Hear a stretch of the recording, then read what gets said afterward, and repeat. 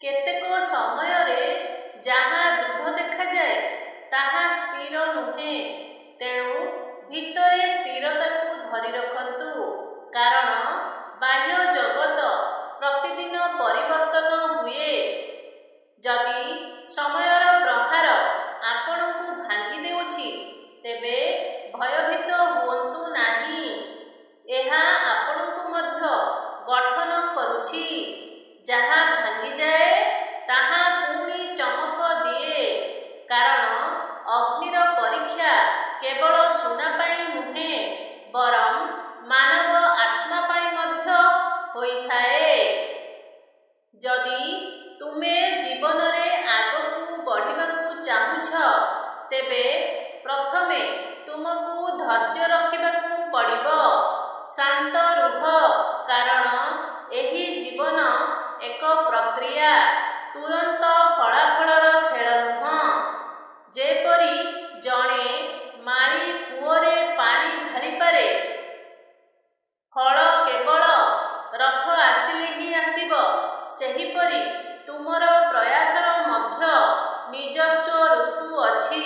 ପ୍ରତ୍ୟେକ ଫୁଲର ଏକ ଜୀବନକାଳ ଅଛି, ପ୍ରତ୍ୟେକ ଫଳର ଏକ ସମୟ ଅଛି। ତୁମେ ଯାହା କର, ପ୍ରକୃତି ତାର ନିୟମରୁ ବିଚ୍ୟୁତ ହୁଏ ନାହିଁ। ଆମେ ପ୍ରାୟତଃ ପ୍ରକୃତିକୁ ପଢ଼ିବାକୁ ଭୁଲିଯାଉ।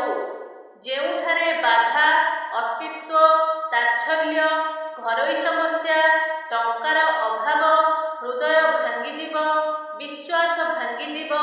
ତଥାପି ଯଦି ତୁମକୁ କିଛି କରିବାକୁ ପଡ଼ିବ, ତେବେ ତୁମକୁ ଧୈର୍ଯ୍ୟର ସହିତ କାର୍ଯ୍ୟ କରିବାକୁ ପଡ଼ିବ।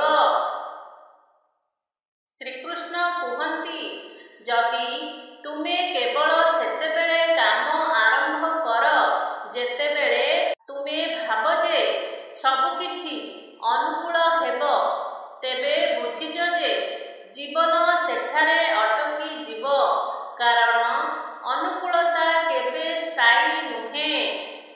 ପ୍ରତ୍ୟେକ ଦିନ ନୂତନ ଶବ୍ଦ ଆଣିବ। କେତେବେଳେ ସମ୍ପର୍କର ଝଗଡ଼ା, କେତେବେଳେ ସମାଜର କ୍ରୋଧ, ଏବଂ ତୁମେ କହିବା ଆରମ୍ଭ କରିବ ଯେ ଯାହା ଅଛି ଏଥିରେ ତୁମକୁ ଆଗକୁ ବଢ଼ିବାକୁ ପଡ଼ିବ। କେବଳ ସେତେବେଳେ ଜୀବନର ପ୍ରକୃତ ଆରମ୍ଭ ହୁଏ।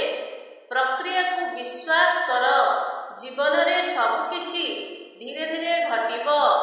ତୁମେ ଯେତେ ଚେଷ୍ଟା କରିବ, ସେତେ ଅଧିକ ନେବ।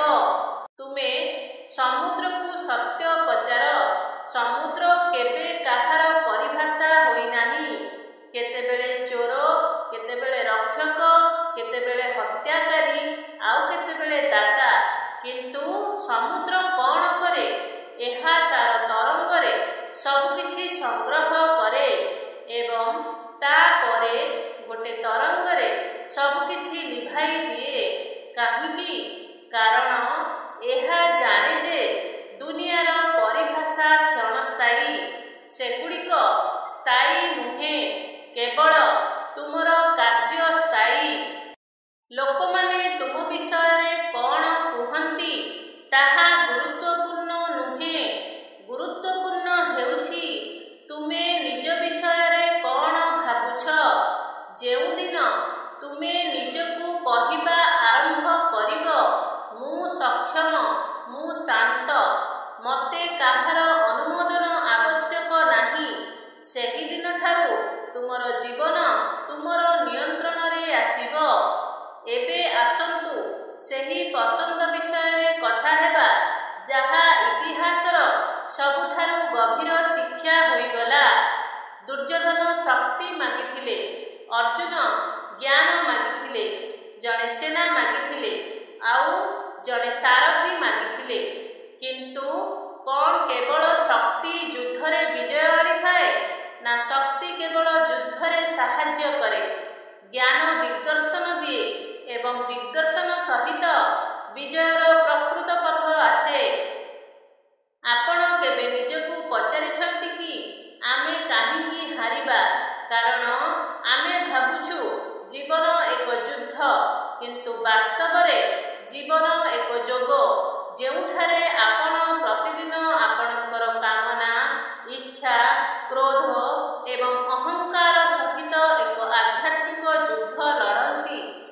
ଇଚ୍ଛା ଭୁଲ ନୁହେଁ।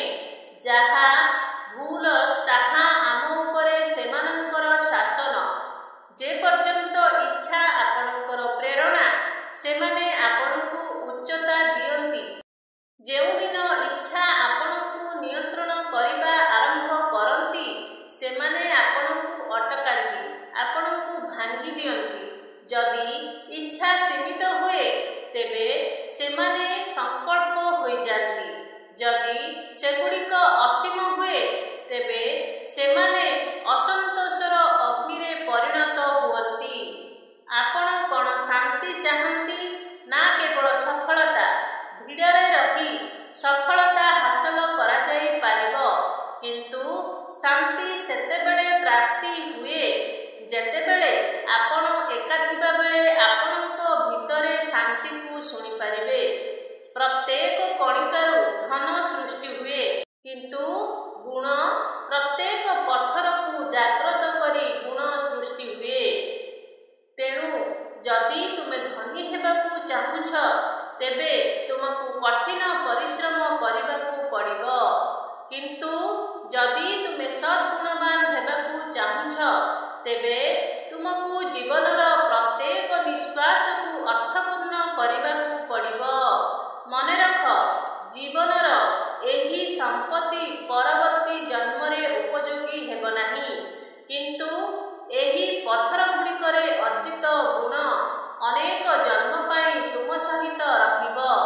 ପ୍ରତ୍ୟେକ ଦିନ ଏକ ନୂତନ ସୁଯୋଗ, ପ୍ରତ୍ୟେକ ସକାଳ ଏକ ନୂତନ ଆରମ୍ଭ, ପ୍ରତ୍ୟେକ ସନ୍ଧ୍ୟା ଆତ୍ମନିରୀକ୍ଷଣର ସମୟ। ତୁମେ କ'ଣ ବାଛ, କାମନା ନା ଜ୍ଞାନ, କ୍ରୋଧ ନା କରୁଣା, ଶକ୍ତି ନା ବୁଦ୍ଧି? ଶ୍ରୀକୃଷ୍ଣ କୁହନ୍ତି, ସମୁଦ୍ର ପରି ହୁଅ, ଯାହା ବର୍ଚ୍ଛା ଦ୍ୱାରା ଆଘାତ ହେଲେ ମଧ୍ୟ ପ୍ରବାହିତ ହୁଏ, ପ୍ରଶଂସା କଲେ ମଧ୍ୟ ବନ୍ଦ ହୁଏ ନାହିଁ। ଏହାର ତରଙ୍ଗ କେବେ ଅଭିଯୋଗ କରେ ନାହିଁ। କେତେବେଳେ ଆଶା ପୂରଣ କରେ, ସ୍ପର୍ଶ କରେ ଏବଂ ବଢ଼ିଯାଏ। ତୁମେ କ'ଣ ତୁମର ଜୀବନକୁ ଏପରି କରିପାରିବ? ଲୋକମାନେ ତୁମର ଭଲ କାମରେ ମଧ୍ୟ ଦୋଷ ପାଇବେ ଏବଂ ଖରାପ ସମୟରେ ତୁମର ନୀରବତାକୁ ମଧ୍ୟ ପାପ ବୋଲି ବିବେଚନା କରିବେ। ତୁମେ କେବଳ ତୁମର କାମ କରୁଥାଅ, କାରଣ ଯେଉଁମାନେ ଲୁଣ ସହିତ ଗୁଆ ଖାଆନ୍ତି, ସେମାନଙ୍କର ସ୍ୱାଦର ଭାବନା ନାହିଁ। ସେମାନେ ଅଭ୍ୟାସର ରୋଗରେ ପୀଡ଼ିତ ହୋଇଥାନ୍ତି। କେତେବେଳେ ଉଦାର ହେଲେ ସମୁଦ୍ର କ'ଣ କରେ, ଏହା ଭାବନ୍ତୁ। ଏହା ତା'ର ତରଙ୍ଗରେ ସବୁକିଛି ସଂଗ୍ରହ କରେ ଏବଂ ତା'ପରେ ଗୋଟିଏ ତରଙ୍ଗରେ ସବୁକିଛି ଲିଭାଇ ଦିଏ। କାହିଁକି? କାରଣ ଏହା ଜାଣେ ଯେ ଜଗତର ପରିଭାଷା କ୍ଷଣସ୍ଥାୟୀ, ସେଗୁଡ଼ିକ ସ୍ଥାୟୀ ନୁହେଁ। କେବଳ ତୁମର କାର୍ଯ୍ୟ ହିଁ ସ୍ଥାୟୀ। ନିଜର ଅଭ୍ୟାସକୁ ଉନ୍ନତ କର, ଯାହାଦ୍ୱାରା ପରିସ୍ଥିତି ଯାହା ହେଉନା କାହିଁକି, ତୁମେ ଖୁସି ରହିପାରିବ। ତୁମେ ଯାହା ହେବାକୁ ଚାହୁଁଛ, ତାହା ଭାବ, କୁହ ଏବଂ ଲେଖ, କାରଣ ଏହି ସୃଷ୍ଟି ତୁମର ଚିନ୍ତାଧାରାର ପ୍ରତିଫଳନ।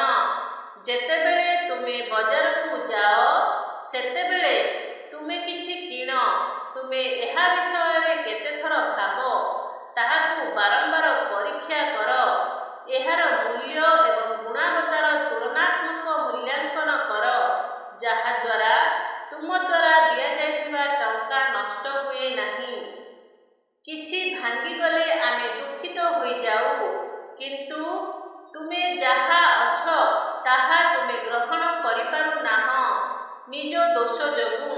ଏହା ହେଉଛି ଚାପର ମୂଳ। ତୁମେ ଯାହା ଚାହୁଁଛ ଏବଂ ଯାହା ପ୍ରକୃତ, ତାହା ମଧ୍ୟରେ ଥିବା ବ୍ୟବଧାନ ହେଉଛି ଯନ୍ତ୍ରଣା। ଏବେ ଚିନ୍ତା କର, ଯଦି ତୁମେ ଏହି ଶୂନ୍ୟସ୍ଥାନ ପୂରଣ କରିବା ଆରମ୍ଭ କର, ତେବେ କ'ଣ ହେବ? କିପରି ଆଶା ତ୍ୟାଗ କରି ଗ୍ରହଣ କରିବା ଆରମ୍ଭ କରିବ? ଯେତେବେଳେ ତୁମେ ଜୀବନକୁ ଯେପରି ଅଛି ସେପରି ଗ୍ରହଣ କର, ସେତେବେଳେ ଉତ୍ତେଜନା ପରିବର୍ତ୍ତେ ଶାନ୍ତି ଆସିବ। ଯିଏ ତୁମକୁ ଶାନ୍ତ ନ ଦେଖି ତୁମର ଯନ୍ତ୍ରଣା ଅନୁଭବ ଅନୁଭବ କରେ। ଆଉ ଯଦି ସେପରି କେହି ନାହାନ୍ତି ତେବେ ନିଜକୁ ଭଲ ପାଇବା ଶିଖନ୍ତୁ। ଆପଣଙ୍କର ଏକାକିତାକୁ ଦଣ୍ଡ ଭାବରେ ଭାବନ୍ତୁ ନାହିଁ। ଏହାକୁ ଆତ୍ମସାକ୍ଷାତ ପାଇଁ ଏକ ସୁଯୋଗ ଭାବରେ ଭାବନ୍ତୁ। ଯଦି ଏହି ଭିଡ଼ିଓଟି ଆପଣମାନଙ୍କୁ ଭଲ ଲାଗିଥାଏ, ଭିଡ଼ିଓଟିକୁ ଲାଇକ୍ କରି ଚ୍ୟାନେଲକୁ ସବସ୍କ୍ରାଇବ୍ କରନ୍ତୁ ଏବଂ କମେଣ୍ଟରେ ଜୟ ଶ୍ରୀକୃଷ୍ଣ ଲେଖନ୍ତୁ। ଏହିପରି ନୂଆ ନୂଆ ଭିଡ଼ିଓ ଦେଖିବା ପାଇଁ ଆମ ଚ୍ୟାନେଲ ସହିତ ଯୋଡ଼ି ହୋଇ ରୁହନ୍ତୁ। ପୁନର୍ବାର ଦେଖା ହେବ ଏକ ନୂତନ ଭିଡ଼ିଓ ମାଧ୍ୟମରେ। ସମସ୍ତେ ଭଲରେ ରୁହନ୍ତୁ, ଖୁସିରେ ରୁହନ୍ତୁ। ସେ ପର୍ଯ୍ୟନ୍ତ ବିଦାୟ ଦିଅନ୍ତୁ। ଜୟ ଶ୍ରୀକୃଷ୍ଣ। ରାଧେ ରାଧେ। ଧନ୍ୟବାଦ।